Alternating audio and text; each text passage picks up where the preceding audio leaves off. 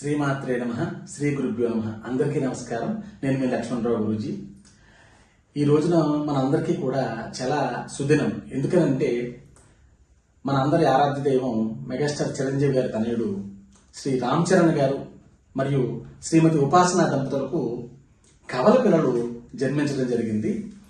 ఎన్నాళ్ళ నుంచో మనం ఎదురు చూస్తున్నటువంటి యువరాజు రానే వచ్చాడు. వస్తూ తన తోబుట్టును కూడా తెచ్చుకున్నాడు. అయితే వాళ్ళ యొక్క జాతకం యొక్క వివరాలు ఇప్పుడు మీకు తెలియజేస్తాను. శ్రీరస్తు శుభమస్తు అవిఘ్నమస్తు.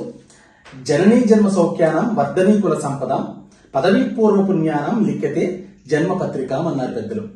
అయితే స్వస్తి శ్రీ చాంద్రమాణేన శ్రీ విశ్వావసునామ సంవత్సరం ఉత్తరాయణం శిశిర ఋతు మాఘమాసే శుద్ధ చతుర్దశి స్థిరవాసరం 31వ తేదీ జనవరి 2026 రాత్రి 11:40 శ్రీ కొళిదల రామ్ చరణ్ గారు మరియు శ్రీమతి ఉపాసన పుణ్య దంపతులకు పునర్వసు నక్షత్రం 4వ పాదం కర్కాటక రాశి తులాలగ్నం ముందు ఈ యొక్క కవల పిల్లలు ఒక మగబిడ్డ ఆడబిడ్డ జన్మించడం జరిగింది. అయితే ఈ యొక్క జనన విశేషాలు మనం తెలుసుకుందాం.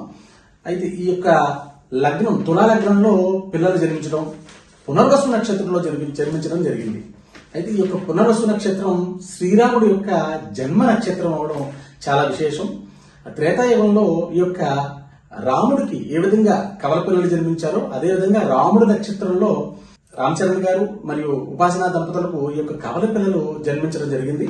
అయితే ఈ యొక్క లగ్నం వస్తే తులా లగ్నంలో ఈ యొక్క కవల పిల్లలు జన్మించడం జరిగింది.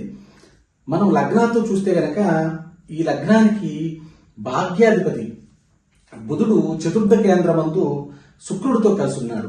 అంటే ఈ లగ్నాతో చతుర్థ కేంద్రం అనగానే మనకి మాతృస్థానంలో బుధ శుక్రుల కలయిక చాలా విపరీతమైనటువంటి రాజయోగాన్ని అపర కుబేర యోగాన్ని ఇస్తుంది.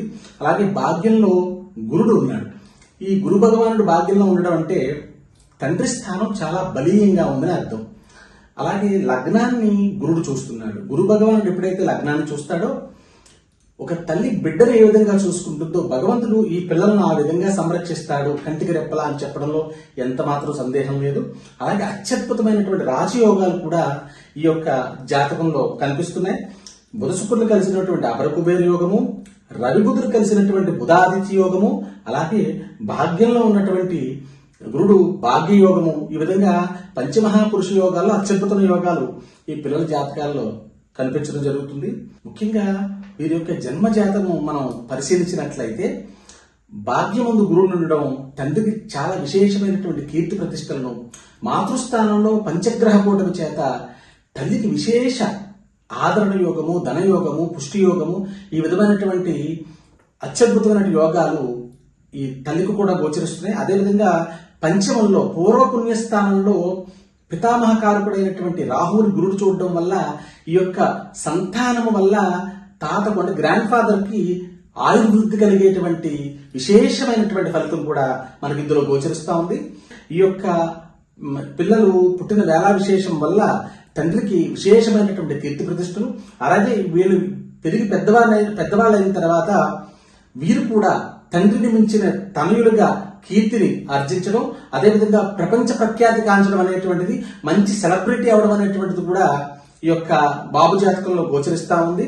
కాబట్టి మనం తండ్రికి మించిన తనయుడిగా మనం రేపొద్దున్న ఈ యొక్క సంతానాన్ని మనం చూడొచ్చు.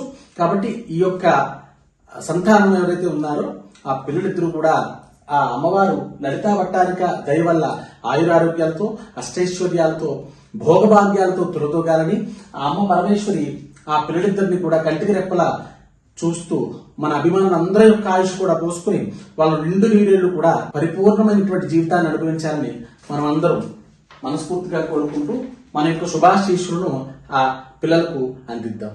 సర్వే జనా సుఖినో భవంతు.